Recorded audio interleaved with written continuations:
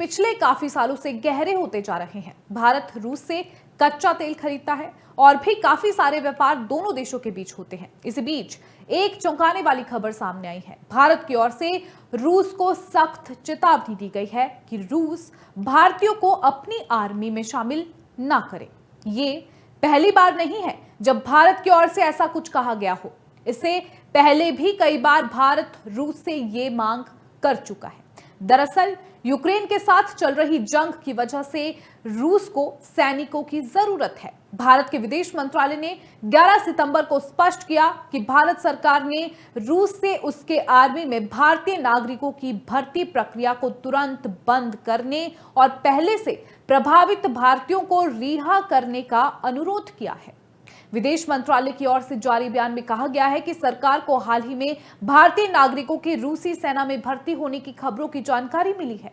मंत्रालय ने बताया कि बीते एक वर्ष के दौरान इस विषय पर कई बार चेतावनी दी जा चुकी है और लोगों को इसके गंभीर खतरों और जोखिमों से भी अवगत कराया गया था।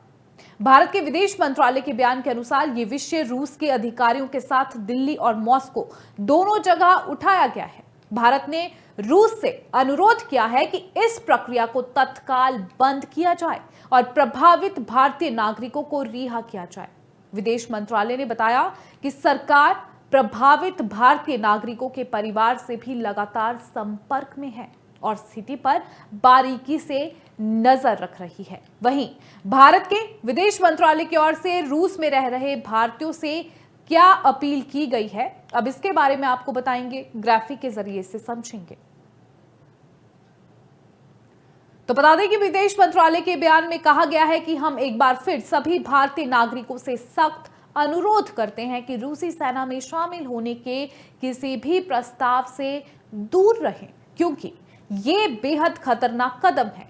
कई एजेंसियां या दलाल रूस में रोजगार का सपना दिखाकर युवाओं को आकर्षित कर रहे हैं, लेकिन असलियत में उन्हें सीधे सेना में धकेल दिया जाता है। सरकार ने लोगों से अपील की है कि ऐसे लालच में ना फंसे और किसी भी संदिग्ध ऑफर की तुरंत जानकारी दें।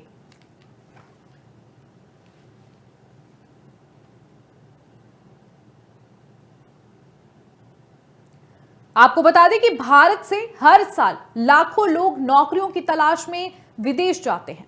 बड़ी संख्या में भारतीय रूस में भी नौकरी की तलाश में जा रहे हैं। इनमें से कुछ लोगों को रूस की सेना में भर्ती होने का ऑफर मिल रहा है।